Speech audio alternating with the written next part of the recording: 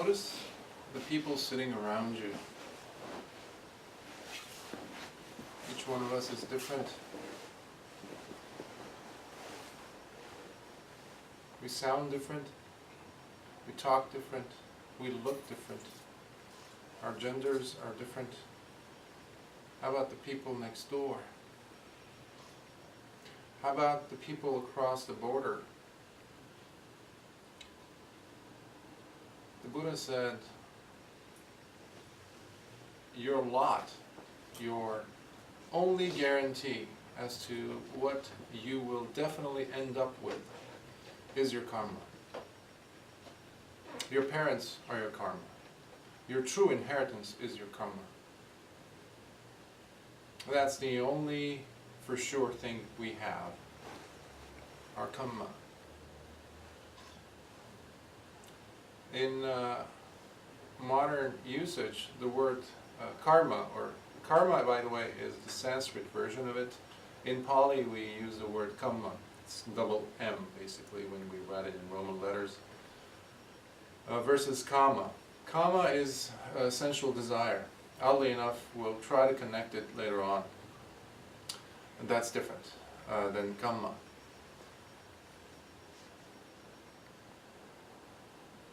Everything we see, we come to learn, according to Theravada Buddhism, that they're nothing but Kamma. Okay, but what is Kamma? What is it? You know, when we're dealing with life difficulties, we come to hear a lot, even in movies. Oh, that's my bad karma. Oh, it's my bad karma. That's why that guy turned to the left when they're supposed to go to the right, and ooh, we slammed into him. Or I get to the checkout counter and I'm that person where all of a sudden they put that little bar thing, or they turn off their light and they're no longer accepting customers. That's my bad karma, and I'm in a rush. I gotta get to my car so that I can get home, so I can do this or take care of my kids or something. Bad karma. There's traffic.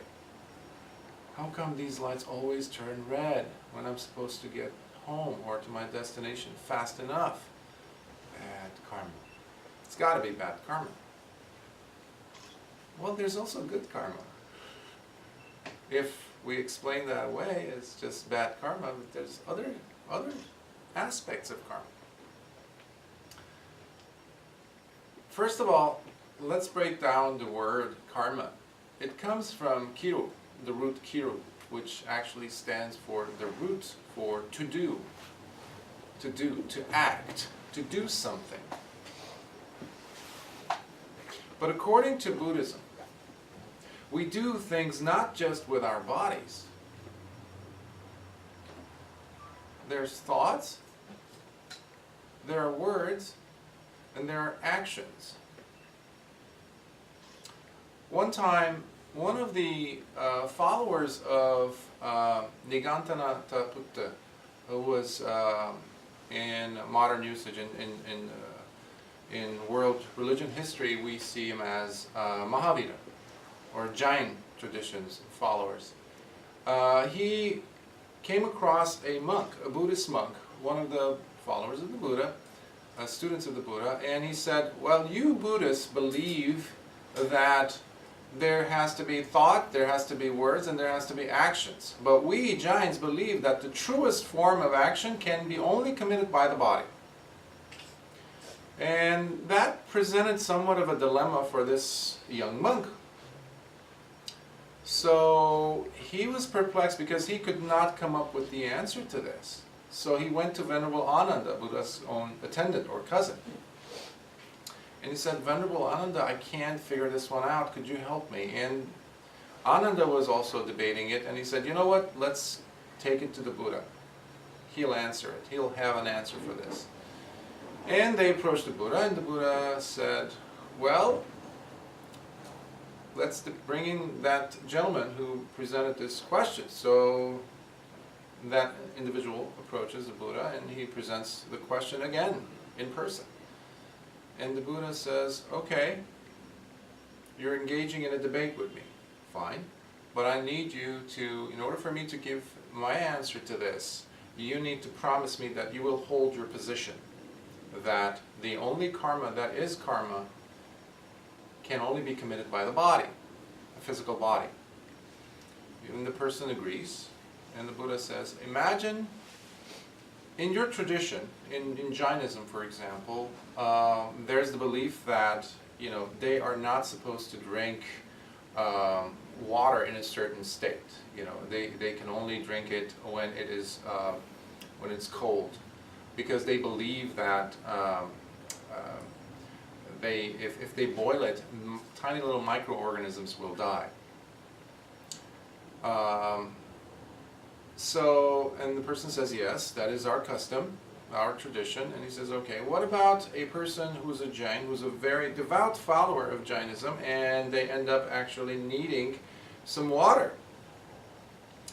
Now, the intention behind breaking the rule comes into mind, and because he does not want to actually consume that water in that state, decides to not take it. Now, they did not commit the action, did they? And the man agrees, yes, they didn't commit the action. And because of that, not consuming the water, the person ends up dying. And the man says, okay, now, the lack of the act itself didn't happen. I mean, the act itself did not happen, so there was a major lack. However, because of that absence of that action, the person is now dead. Do you see that? And the person says, yes. So therefore, there was no action. Was there a thought? Was there an intention behind that action which did not take place? And the person says, there must have been, because the person actually held a stance, decided not to act and take that water, even though they needed it, because they were burning up in fever and all kinds of things, which forced them to drink the water, but they didn't because of their religion. And the person says, yes, I understand that the action is as equal. If thoughts are as equal to action. The person didn't commit to an action, however they died. Had they taken that water, they would not have died.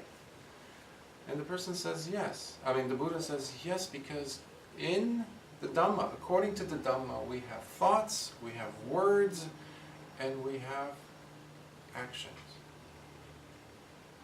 As a Buddhist, we take the 5 precepts. As lay people, monks have to take hundreds more. And nuns have to take even more than that. Right, Venerable? Now, whenever you're taking the precepts, we hit all these targets. Thoughts, words, and actions. When we're talking about not committing, for example, sexual misconduct, it falls within the category of sensual misconduct.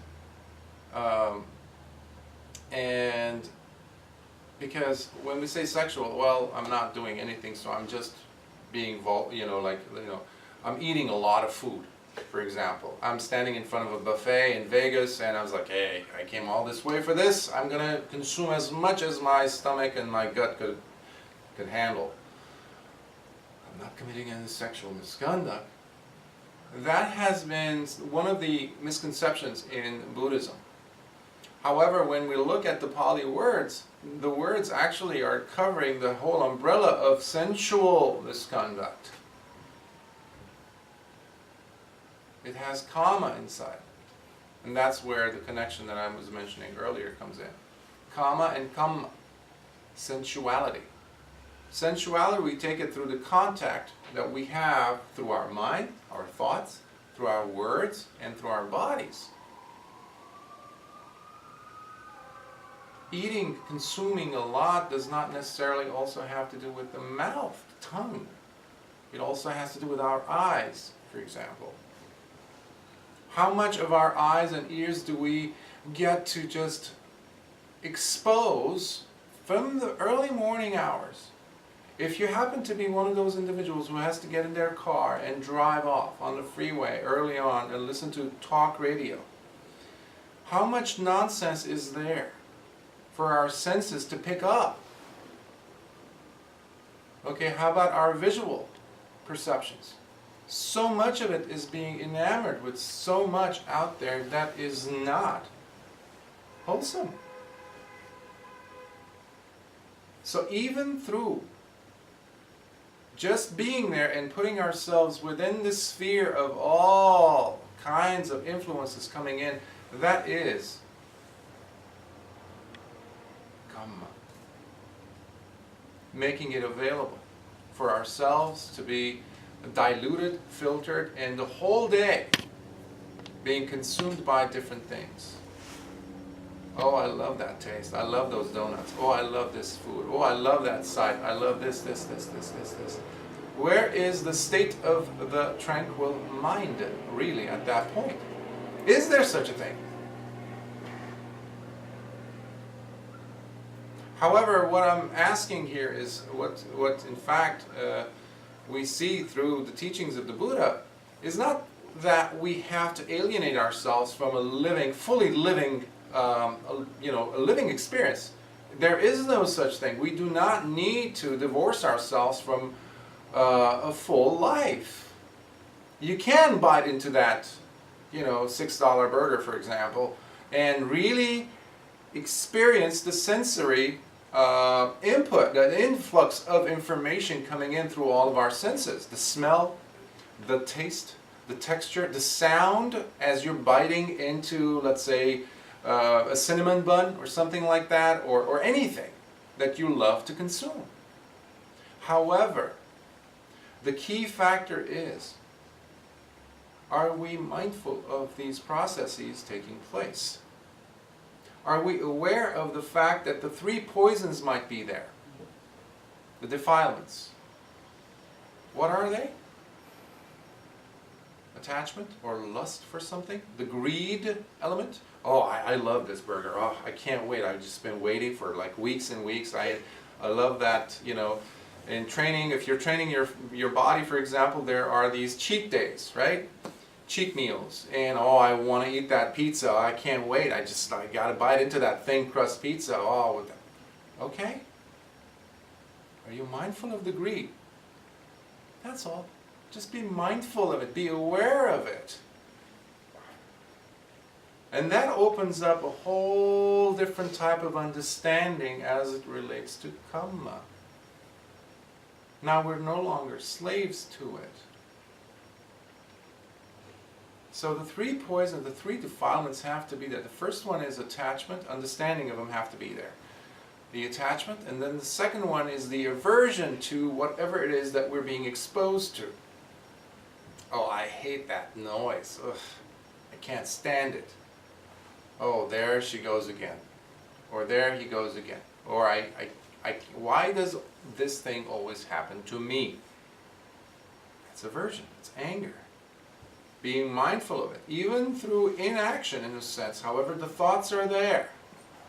The words are there, because there is internal communication taking place meanwhile.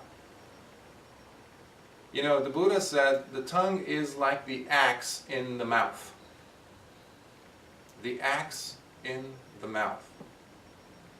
We use it to demolish things. However, we can use it also to bring beauty, solace, respite, comfort. Oases of human compassion, care and love. What this world definitely needs, especially now. And then the third defilement is just delusion or ignorance. When you're biting into that burger, you're biting into it. There is no difference. You're gone. You're lost. There's no mindfulness. There's no awareness. And karma is just, you are its child and it is your own parent. You're just rolling with it. There's no difference. You're just gone through it. You're completely enmeshed, engrossed by it. And then you just wake up, oh, I ate all that? Who? How many of our moments during the day are passed like that? And therein lies the dilemma. Therein lies the suffering. Therein lies the cyclical, samsaric existence that we keep coming back and experience the whole slew of dissatisfaction. So earlier I mentioned, that we constantly talk about bad karma, bad karma, bad karma. How about good karma? There's this story in Asia about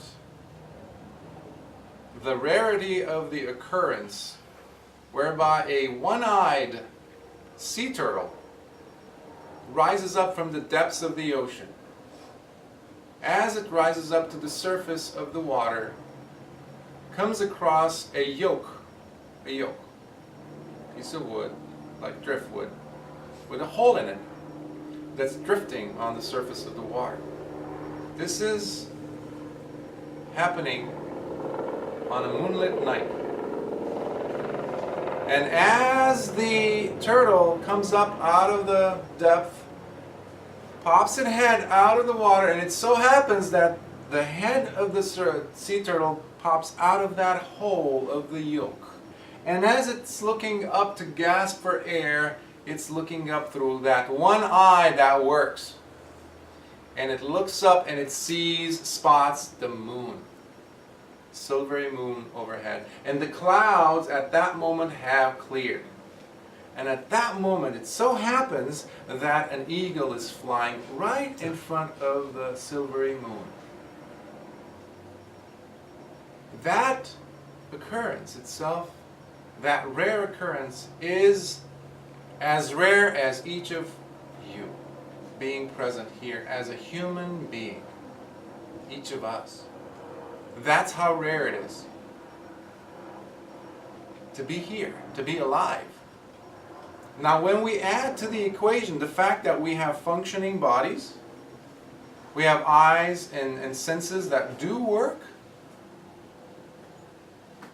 and we have a mind, a brain that can process, good consciousness, and all the 5 aggregates that go along with it, name and form, perception, sankharas, consciousness, feeling, all these wonderful things that work to make us be who we are, that's even more rare. I mean, all you have to do is look around and see within the population our dear brothers and sisters who actually have not those abilities because of some handicap, some inability, some disability.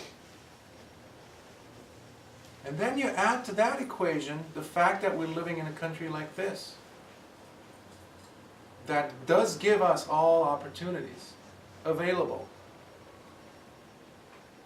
That's bad karma. That's great karma. But that's not all.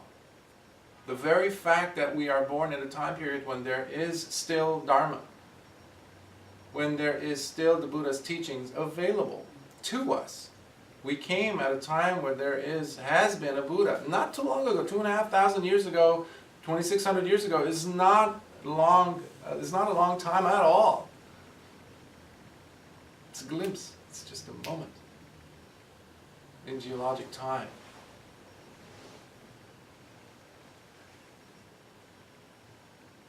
And we're able to process the information. We're able to think about the Eightfold Path, we're all 4 Noble Truths, and think about Kamma, to listen about it and understand it. Wow. To me, that is truly wonderful karma.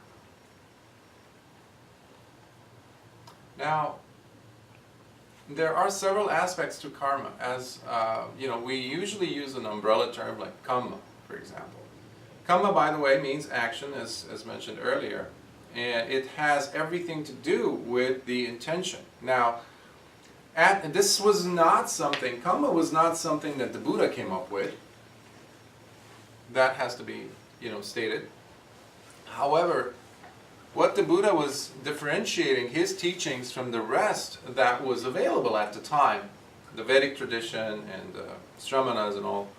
Shramanas were the ascetics that were coming down from the Himalayas, and the Vedic tradition was the one that came down from northern part, northeastern part, from Iran and all that, down to India, subcontinent, the Vedic tradition, with all the rituals and all that. So there was Kamma talked about. However, the way that they understood it was very deterministic, which goes against what the Buddha was teaching. So we need to understand the differences. When the Buddha says Kamma is your true lot, is it's your parents in a sense, or that's the only inheritance you have, please make that a little bit more. There are many footnotes there to go along with that, because if it's deterministic, then there's no difference between Buddhism and, let's say, a monotheistic religion, where there's a God or something like that, that says, well, if you do this, this is what's going to happen, you're done. It's not just the past. If you do this, then you are inevitably going to be handling this consequence, facing this consequence. There is the present, which changes the whole thing. Past is there, absolutely. However, the current choices we make, the intentional decision-making ability that we do have, can alter the Kamma, has the potential to change our lives. Otherwise, none of us would have just been, otherwise we're just automatons coming out of the factory, exactly as intended. And you see sometimes individuals who have committed crimes, and they do go into the system, and they do serve time, and then as they come out, they don't follow the norm. Something happened to them. So the conditions, that age-old argument about nurture versus nature, it's not just that. There is this thing about the intentional choice of the individual that can make a lot of changes happen. One of the examples that easily comes to mind is Angulimala. Angulimala is the person who actually had killed 999 individuals at the time of the Buddha. In a previous talk, we talked about him and how the 1000th victim of his was going to be his own mother. This individual ended up being an arahant before he passed away. However, he was facing the consequences of the actions he had committed up to that point where he met the Buddha, and he made his full conversion towards seeing, oh wow, what am I doing? Seeing the Eightfold Path, Four Noble Truths, and seeing the suffering. So, how are we with time, Mate? We're good? Yeah, very okay. All right. It was good. 10 minutes here. Sometimes I lose track of time. Intentions, volitional intentions. They're called Chandana in Pali. You get a person who has, this is the irony part. The Buddha mentioned about 4 types of individuals. One of them is a person who does lots of bad things. There was one individual at the time of the Buddha who had been so vicious that he enjoyed killing. And he was hired by the courts, by the king, to be his royal executioner. All those individuals who came in having done, committed crimes, back in those days, you had to just, the person would get beheaded. So this person had become so numb, so jaded, and in some ways enjoying his action, his royal, royally decreed task, I guess, that people did not like to associate with him. He always had blood on his hands. And then, one day, he saw the Buddha on his alms round. He didn't make like a conversion like Angulimala. He didn't say, oh, what am I doing, this and that. He actually offered him something. He made a dana, a generosity act. And then he went by his thing, his life and whatnot. And then the moment came where he was about to die. And at that moment, he had the image of the Buddha. He had that memory come back to him. Because of that, this is the kicker, he was reborn in heaven. How is that possible? We argue, we want this, retribution, we want justice. What is this? According to Buddhism, that individual is not going to be completely absolving oneself from going to heaven. In Buddhism, there's heaven and hell, etc., many hells and many heavens. But the person can experience, there is no permanent heavenly existence, there is no permanent hellish existences either. However, the last thought really matters. Truly is the game changer, as you wish. Now, other individuals live their lives and commit all kinds of crimes, and that moment comes and they just go flying by according to whatever their brains, their minds were used to, and they will be reborn in a equivalent state, negative hellish state. However, there are those individuals, conversely, who do lots of good things, lots of generous acts. And that moment comes, that moment where they will be breathing their last breath. And they just lose that state of tranquility, that state of beauty that they actually were thinking about throughout life. But that moment comes because of fear or whatnot. The mind is so confused, it wobbles. And that would become the doorway, because the last thought we have, the last emotion we have, dictates where we'll end up. That's another look at the value of our thoughts, our intentional thoughts. That's one of the reasons why whenever we have someone in our lives we know of, or our relatives, who are on the passing stage, we have to constantly remind them of beautiful things that they've experienced. Wonderful memories. Even if they've not had that many of them. To make them feel that warmth, that loving sensation in their hearts. I mean, that's quite hopeful for us, to actually have a person live a life not according to the Dhamma maybe, but using that jumping board, that springboard of that last moment of human existence to transfer into a higher state. And then finally there are those other individuals who do commit all these wonderful wholesome acts, meritorious deeds, generous acts, etc. throughout life, and that moment comes where it just falls in to that state of calm, tranquil, loving, completely empathetic, dissolving state of compassion. And that person is just, if they have not reached a higher stage of awakening, which is arahantship, they will be reborn in a very high realm. Now, I've heard some teachers, even Buddhist teachers, and some of them are monks, as well as some secular Buddhist teachers in this time period,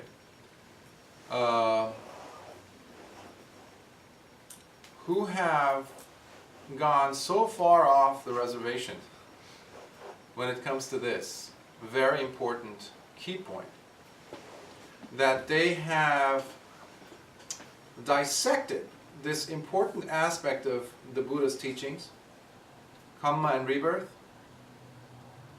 out of the Dhamma, out of the Tipitaka, out of the teachings of the Buddha. And this is dangerous. There is faith in Buddhism. Yes, we do not have faith in an overall, overarching, almighty God that, you know, other religions might profess and teach and practice faith of. However, we do have the belief and understanding and teachings of other realms wherein live gods. Gods. You might like to write it in small, you know, g. And it's in plural. But all these realms are, like ours, very impermanent, temporary. So they will, as well, fall into a lower state. So long as they have not seen the three defilements, they have not come to the truth of experiencing the Nibbanic experience. Now, but I understand why such teachers might have actually extricated, removed, or want to separate themselves from the teachings of rebirth and Kamma, because they have seen some people believing in so much, turning the Buddhist teaching into faith-based religion.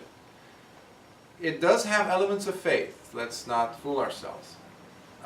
You, after all, cannot sit to meditate for 30 minutes or 45 minutes just out of, well, I'm going to sit.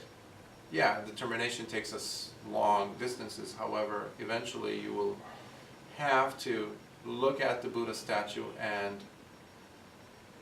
feel something compelling. Compelling in the fact that this human being did something, discovered something. And I too have the potential, through his example, to penetrate through this thing called ignorance and seeing suffering. And layer upon layer, like the layers of an onion, things do peel and will peel, as evidenced by the incalculable individuals, females and males, nuns and monks, lay women and lay men, who have become enlightened in this tradition, in this Buddhist tradition. That is not blind faith. So let's not throw the baby with the bathwater, as they say, by removing rebirth and Kamma from the teachings of the Dhamma, from the teachings of the Buddha. So if we remove, then you know, many other undesirable situations do occur. So secularism is wonderful in its own rights. However, it is not something that the Buddhist Dhamma could actually be concluded into or summarized into as that is what it is, type of a thing. So let's be careful. Now, the other thing that I wanted to mention about Kamma, comes in several different forms. Typically it's described as 5. There's so many elements to Kamma that the teachings and tradition only explain Buddha, or a very, very select few types of arahants are able to fully explain its nuances, because it is truly beyond normal human understanding and comprehension, because a person has to be able to penetrate through so many branchings of connectivity or connections between causes and effects and conditions conspiring, in a sense, to come together in order for them to result into something, an outcome. However, as we break down Kamma, we can see that it does have certain elements to it, types of Kamma, in a sense. One is the inorganic, natural Kamma. For example, the sun just lit up, the clouds just cleared up for a few seconds and the sun penetrated through. The seasonal changes. It affects everyone. The cold, the hot weather, temperature. That is the inorganic aspect of Kamma. Then there is the organic, natural Kamma. Our bodies, sperm and the egg that make up the human form. The nuances that bring about, for example, the biochemical similarities between identical twins, or twins for that matter. Then we have the chitta, which is mind, and all of the abilities that the mind could have. For example, certain mental concentrative powers, like psychic abilities and telepathy and things like that, or premonitions and dreams even. Excuse me. And then there is Dhamma. Whether there is a Buddha existing or not in a world system, the Dhamma is still there. Long before Gautama, the Buddha, showed up, there was Dhamma. That's one of the reasons why when Ananda and others asked the Buddha, who will be your your lineage holder, in a sense, so who will lead us? And the Buddha said, haven't you been listening for 45 years? The Dhamma. He who sees the Dhamma sees me. Who sees me sees the Dhamma. The Dhamma was there. Anicca, dukkha, and anatta. Anicca is impermanence. Nothing stays. Even when we become enlightened, anicca does not turn into nitya, in a sense. Impermanence is impermanence. The laws don't change.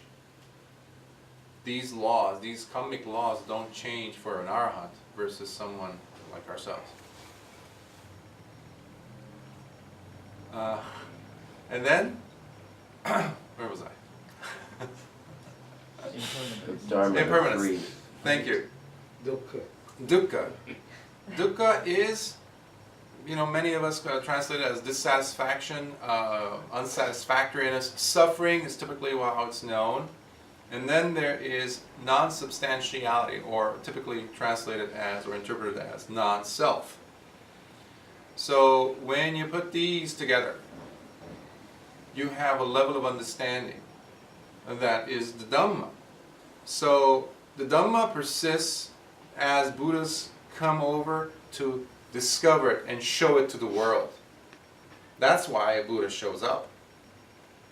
The Dhamma, however, is always there. It's like the ground. It is always there. Before, during, and after a Buddha has shown themselves. And so I guess we will leave room for questions? Yes. Now? Okay. So if there are, hopefully there are questions. Any questions? Yes? Thank you, Chandana, for a great Dhamma talk. My question is, given that each of us have incalculable lifetimes, is there ever a resolution to Kamma, good and bad?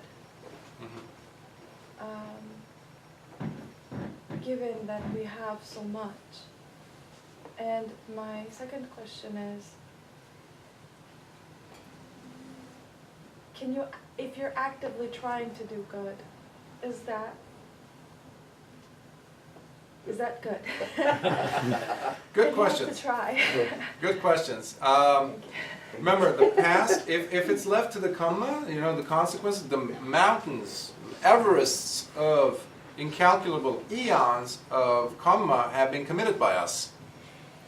And unlike other religions where they strive diligently to knock out one after another of these Kamma out of the equation by some means, which is impossible, by the way, the Buddha repeatedly says that, there is a way to not destroy. You cannot destroy. Even the Buddha himself could not get rid of his karma. However, you can break yourself out of the cycle, which means you no longer will be subject to more kammic vipakas, or the fruits of kamma, to befall on you. Even an arahant, even the Buddha himself, he was suffering from his incredibly painful backaches. Because long ago, he had been a wrestler. And he used to enjoy actually breaking his opponent's backs at the end of each match. He was so powerful. So at the end of his life as the Buddha, he was suffering from low back pain. Now, what's the difference then? He's a Buddha. He shouldn't feel, the fruits of his karma. The Buddha said you have two arrows. A normal person has two arrows that he has to feel, she or he has to deal with. One is the physical, the other one is the mental pain of them. An arahant is a person who gets rid of one of those arrows, poisonous arrows, meaning the physical. It does not affect them. Once you become enlightened, you get to this point where it's called Kiriya Chitta. Kiriya Chitta means you have the mind where you no longer do commit any vipaka carrying type of karma. Meaning the actions you commit do not accrue to become consequential karma in a sense. That's a totally different category. But the person who becomes enlightened, fully enlightened, an arahant, is no longer subject to the effects of karma the moment they leave this body. However, until they get to that point of the last breath, they will endure the karmic residues of their past, like Angulimala did. The second one is connected. The second question is connected to the first. So definitely is you have the ability to make the choice. Angulimala had to step away from his old ways in order for him to no longer, at least start the process of awakening, which allowed him to attain the first, second, third, and fourth stages of awakening. However, even as an arahant, he was being beaten up every time he went to the villages to beg for alms, because they recognized him as the murderer. He killed people. He killed people's wives, husbands, children, parents. People were not easily forgiving as the Buddha was.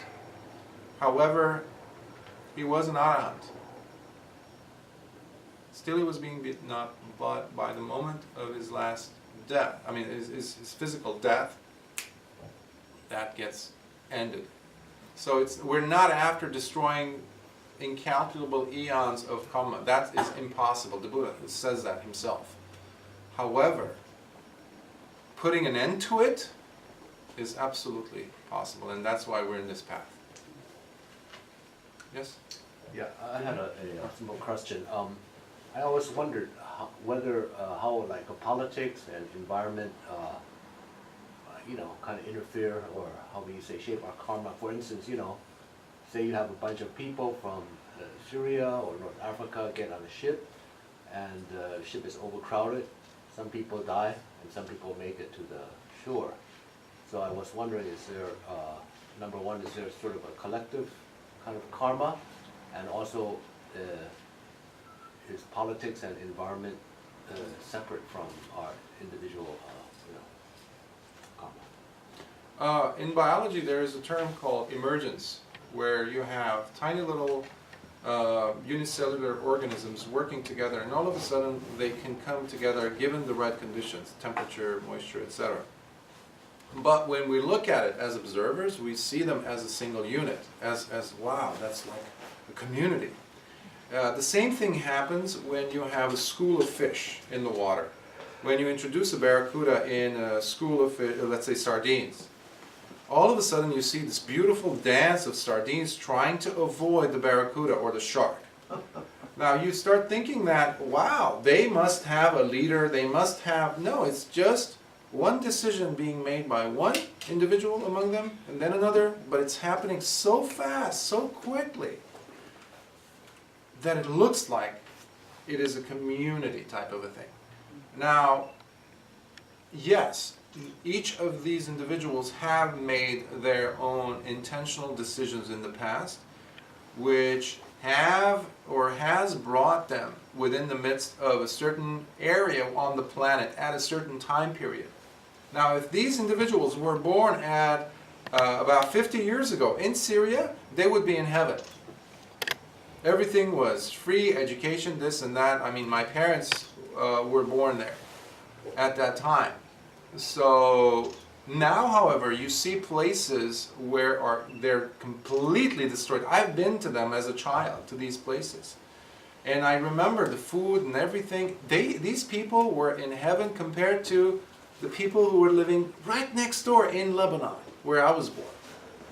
Now, the interesting fact about that, the irony, was that in Lebanon, people were experiencing incredible amounts of pain and suffering on a nightly, daily basis.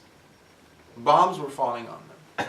While the Syrians were like, they had no idea, not even a bullet had been released from a gun. Now what's happening there? Time is extremely important. Space is extremely important, location. So these are all, yes, absolutely factors of karma. However, each individual comes in, and when we look at it from afar, we see him, as the Syrians, as a community. Is there a community karma as such? There isn't. However, each individual makes their own karma. So it's much, I think, healthier if we look at it in that sense, because ultimately, one individual out of that boat might actually make it to shore. What's the difference? I thought they were all Syrians. I thought they were all community. Individual. There are factors, I mean, it's very deep. So there's elements of karma that are called obstructive karma, which can be negative or positive. But I think we can talk about that later. Yes. Thank you. Please have the questions afterwards. Thank you, Chandana. It's